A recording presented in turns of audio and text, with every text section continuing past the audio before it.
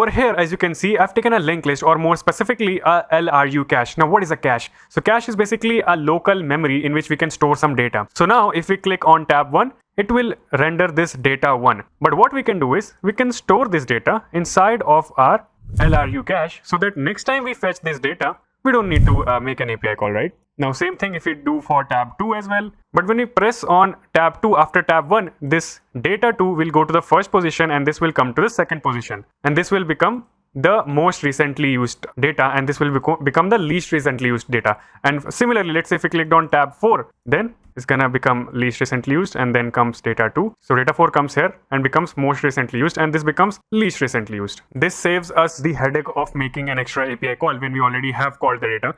And that is why it is called least recently used cache, that it keeps the check of what the least recently used item is and it removes it from our cache.